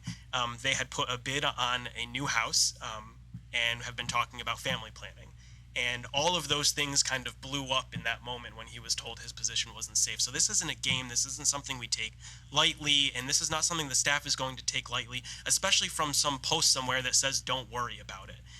We have a great staff that will support our teachers. We have great teachers that even after they get to this notice, they will have their own private moments, and in their classrooms, they will be professional. They will do their job. They will help our students, which is the primary goal of our school system, the students.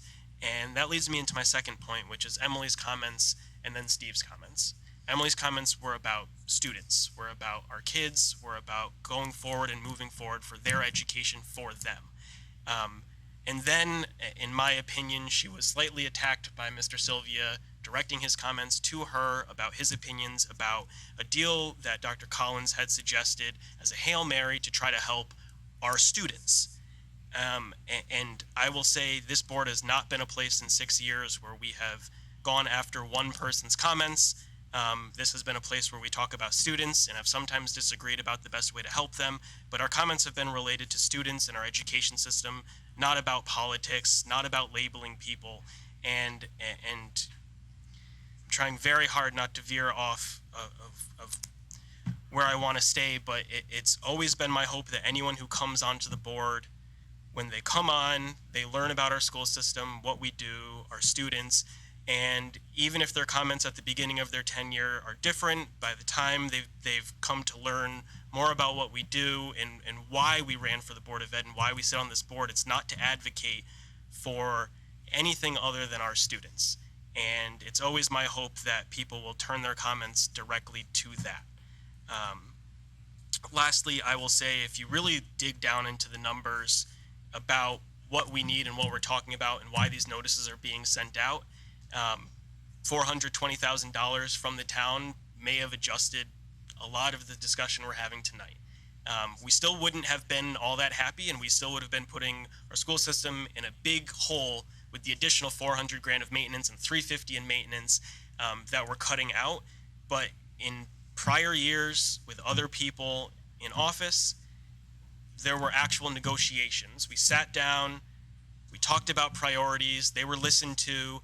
When the number that the other side wanted wasn't quite hit, then we had more discussions about how to get closer from both sides, a little give and take, so that we weren't setting back the school system, we weren't possibly laying off teachers, we weren't doing anything to harm what we've worked so hard to get, and that did not happen. And when you really look at it, if we could have gotten to a table, and we did 4 times throughout this year, with the whole town council, we could have reached an agreement that would not have made this night and the next meeting the way that they are and the decision that need to be made. I mean, it's obviously any dollar can hurt certain taxpayers. Certain taxpayers will want to go forward, and our town council made a decision not to listen to anything we had to say because 0.29% has no logical basis as a number.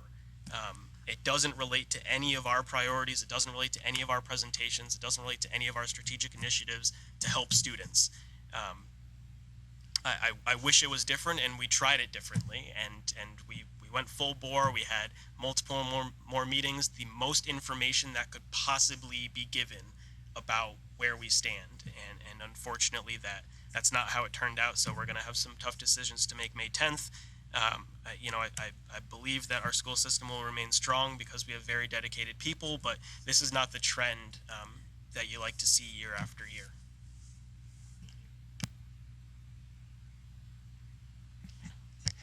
Sorry, thanks, Josh. Jane? Okay, yes, our next meeting is going to be very difficult, very important. So I am going to ask administration to please be as creative as possible with various options so that we can save as many teachers as we can, as many positions as we can, to minimize the impact as we can. I know that's where you're coming from. I know that's what you always have in the back of your mind when you're working on these things. So I know you've worked hard on it. Thank you in advance to continue to work on it to give us as many options as we can.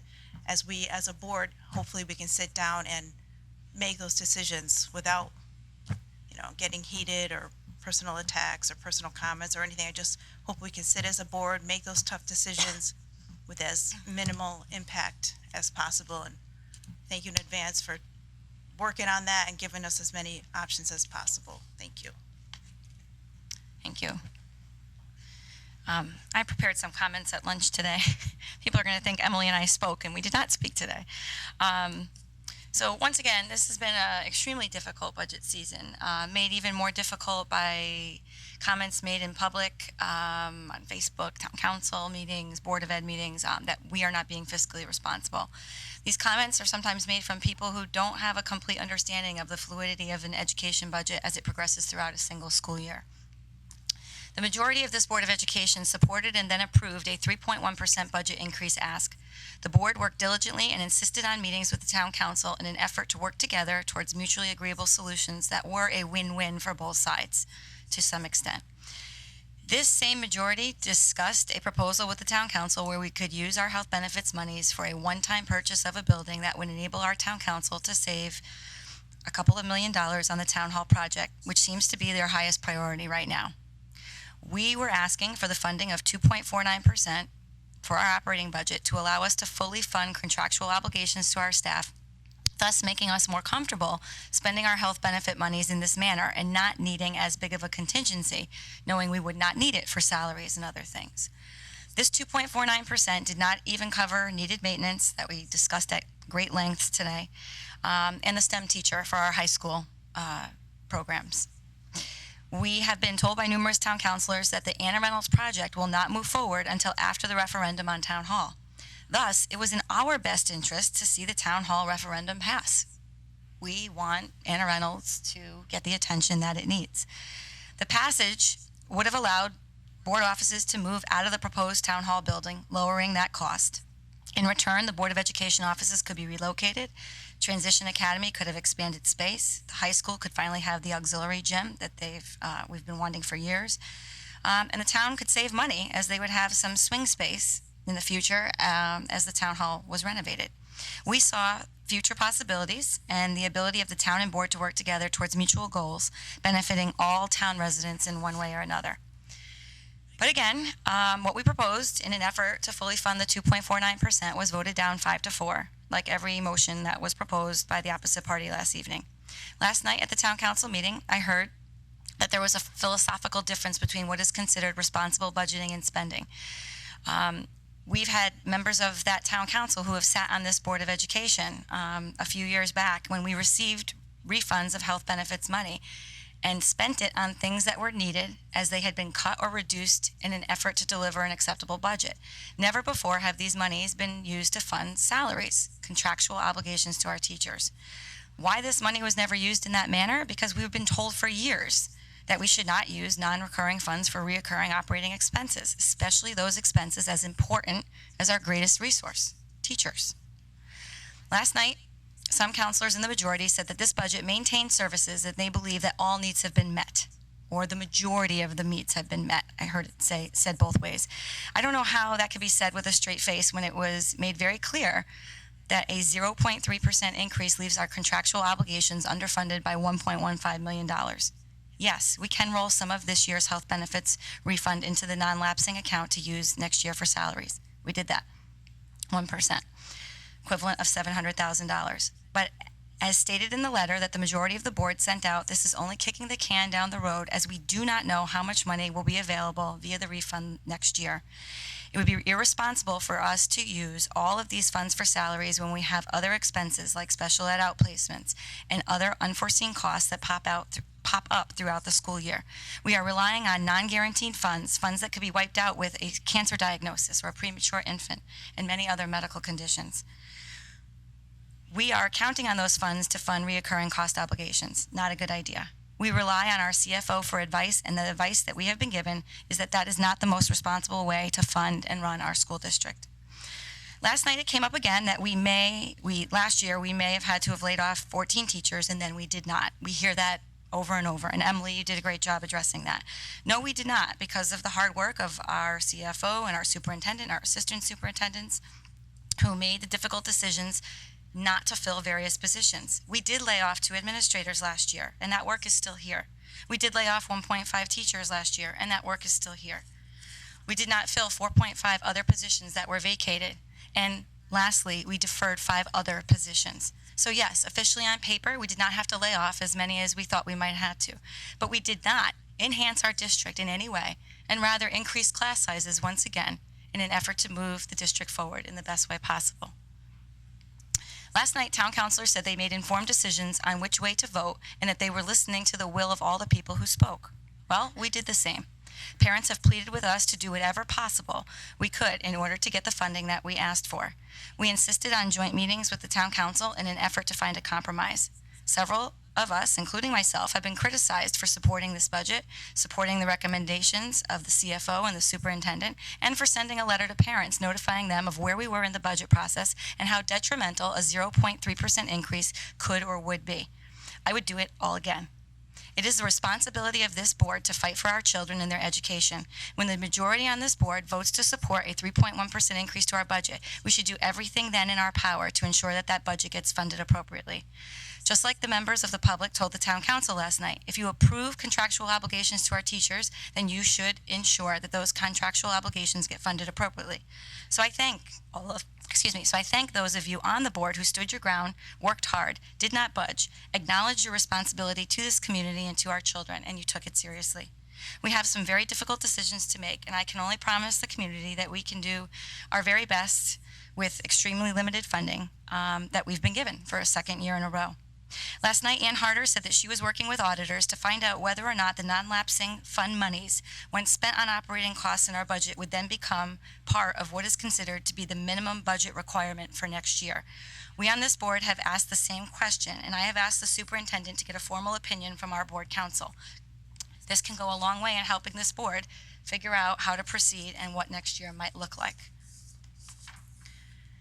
And lastly, in response to a post that was on Facebook that Dr. Collins and Chairperson Nancy Petronio are playing games with our children by claiming that our school system is in dire straits, all while sitting on almost $2 million, I will say this: I do not play games. I am the chairperson of the Board of Education. I work in partnership with the board, the superintendent, the administration, the CFO, and the teachers to make decisions that are in the best interest of our children. And one of those decisions that I will make will be to not hide behind a Facebook post or bully others. We teach our children that this is not appropriate behavior, and I will certainly not engage in it at any level. I want to personally thank all those who reached out and expressed your gratitude for what the majority of this board tried to do. Newington Public Schools will continue to thrive, as it always has. It will just take a little more perseverance, a little more creativity, and a little more dedication on behalf of an already very dedicated group of teachers and administrators. Thanks. Any other or further board comment? Okay. With that, I will take a motion for adjournment. Can I have a second, Emily? And we are adjourned at 9:03 p.m. Thank you.